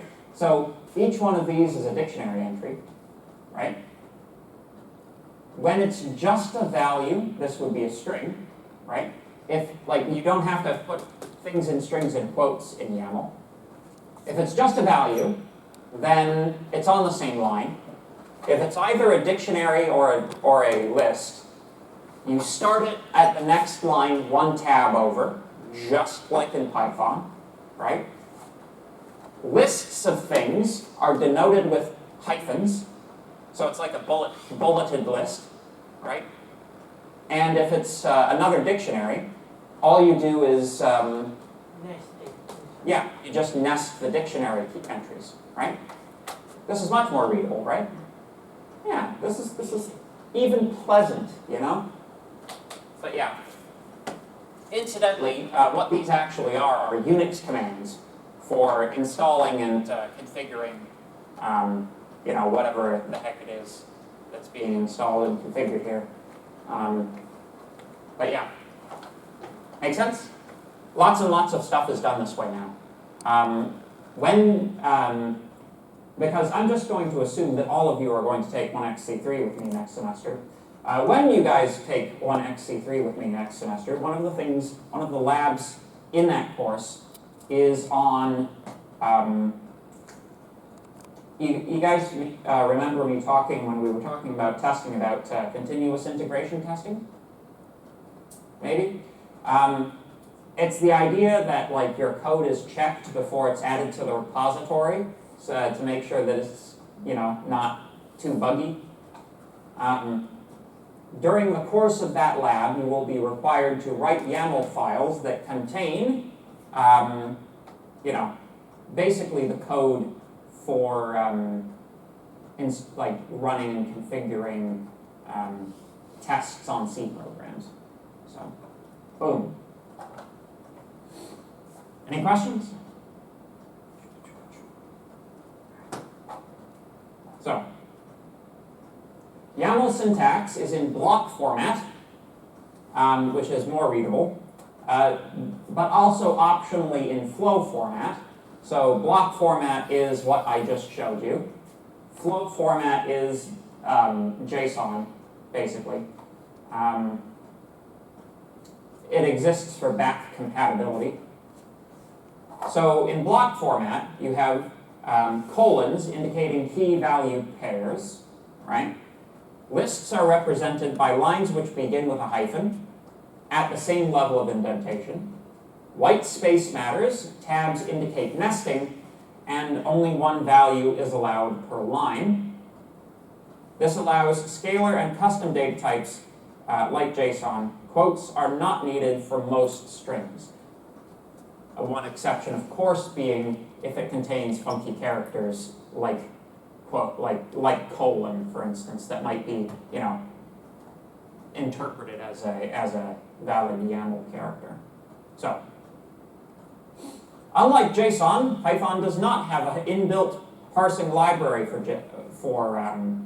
YAML, but you can easily install it using pip install pyyaml. So it might come in Anaconda, I'm not sure actually, but use yaml.safeload or yaml.load to load YAML files into a dictionary that can then be used like Python dictionaries, lists, or JSON files. Good. Here is an example. So we import the YAML library. We,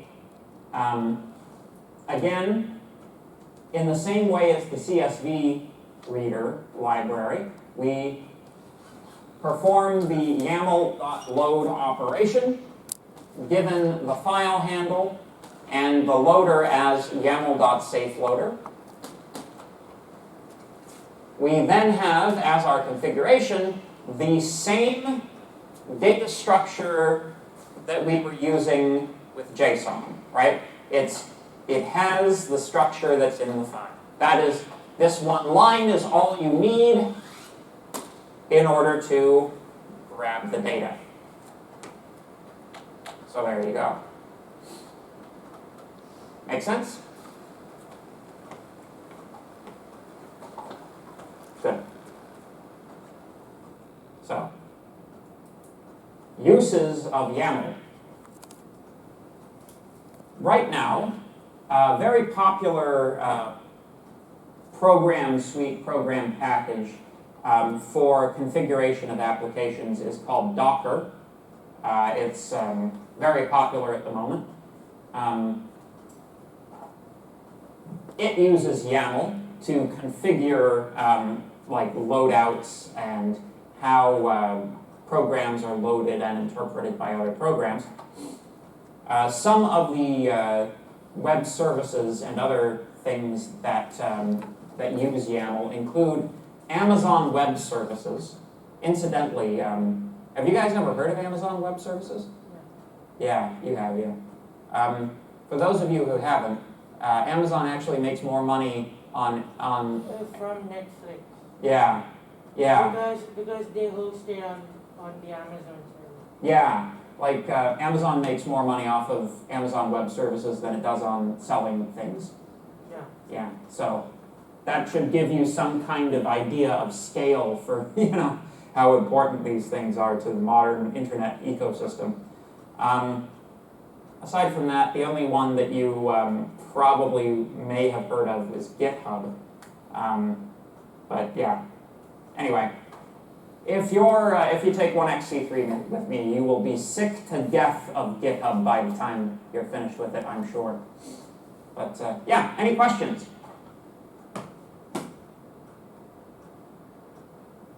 Okay. Oh well, we've got 15 minutes left in the class, so might as well move on with our next. Oh, question. Can we go back to JSON? Yep.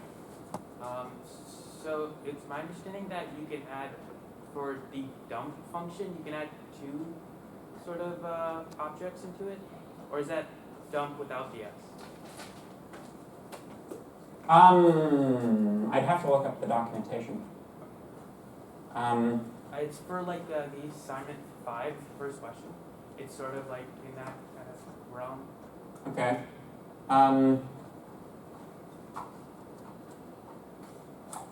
I'm going to ask you to ask the TAs in tutorial.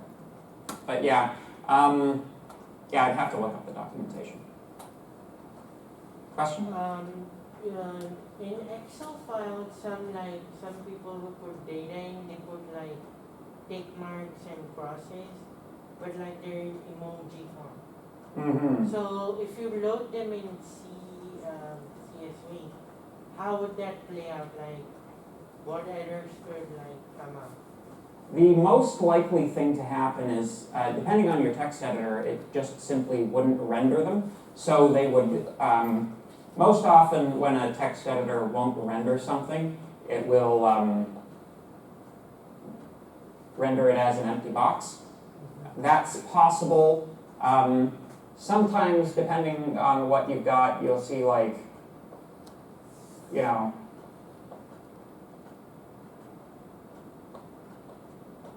some symbol that looks like this, which is kind of strange, you know. That's what it might look like, unless the thing you're loading it into does in fact recognize it, in which case it will you know, just display it. But yeah.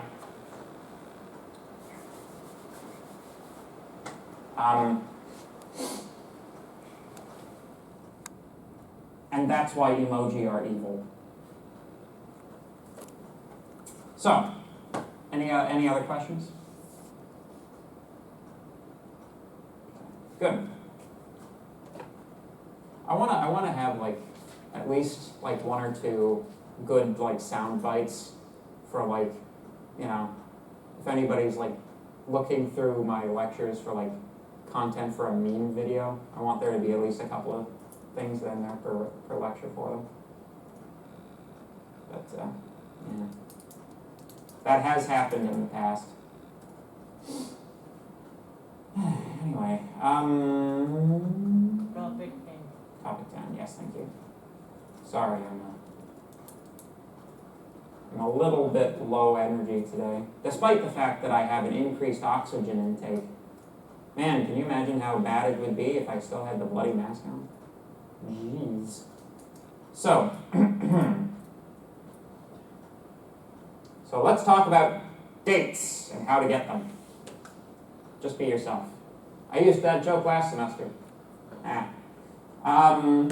So, time. Time is a fleeting thing, very precious, and yet the most wasted thing in the world. So, inside of computers, we have various ways of representing time, right? Timekeeping, it's kind of like one of those things that you can like mark the progress of technological civilization by, you know, increasing accuracy of timepieces. You know, we've got a couple of different ways of doing it, but, you know, with respect to time, as described by human beings through history, there are many calendar systems which are still in current use. Primarily the Gregorian calendar, which is the one that's sort of, you know, used most frequently. But also you have, you know, Bengali, Chinese, Ethiopian, Hebrew, Hindu, Iranian, Islamic. Historically, you have things like the Julian calendar and the Mayan calendar, which is the one that was going to expire in 2012 and cause the apocalypse. Man, wouldn't that have been nice? Within a calendar system, there are many, many different complications. So we have like this problem, right, where fundamentally the thing we're trying to do is like fundamentally mismatched to the, you know, nature of the orbit of the heavenly bodies, so to speak.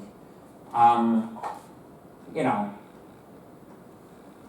leap days are a thing because the Earth does not rotate, you know, as an exact divisor of the period of rotation around the sun, so we need leap years. We also need leap seconds because, you know, it's also not, the degree to which it's off by is not perfectly divisible by the amount of time in a day, so we require leap seconds to further adjust that.